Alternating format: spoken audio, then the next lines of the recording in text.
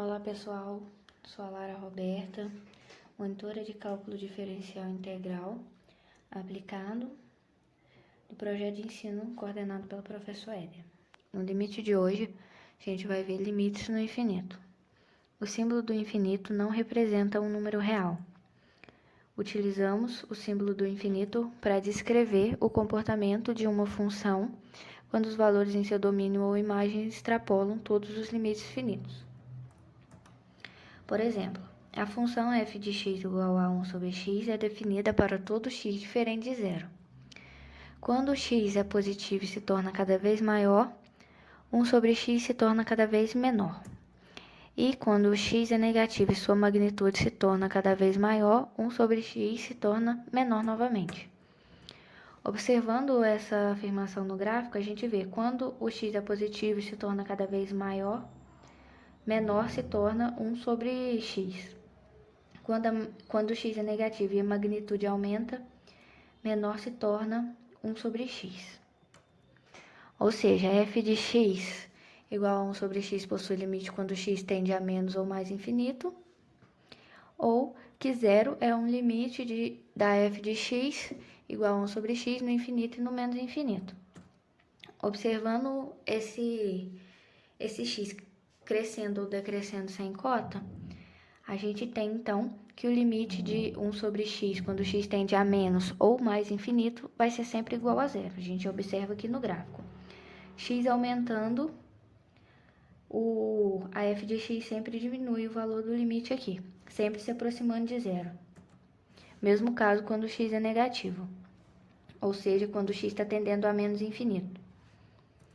A gente pode observar se a gente fazer uma substituição desses valores para x negativo e x positivo. Quais são os valores que 1 sobre x vai assumir em cada situação dessa? Então, a gente conclui que quando o x tende a menos infinito, o valor de 1 sobre x cresce tendendo a zero. E quando o x tende a mais infinito, o valor de 1 sobre x decresce tendendo a zero. As definições. A gente diz que uma f de x possui limite quando x tende a infinito e escreve: limite da f de x quando x tende a infinito é igual a L. E dizemos que f de x possui limite L quando x tende a menos infinito e escrevemos limite da f de x quando x tende a menos infinito igual a L. Regras para limites no infinito.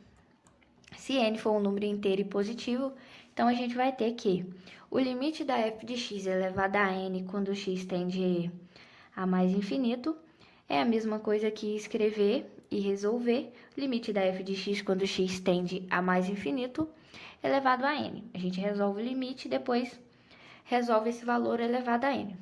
A mesma coisa para x tendendo a menos infinito. E isso só vai ocorrer se os limites indicados da f de x existir.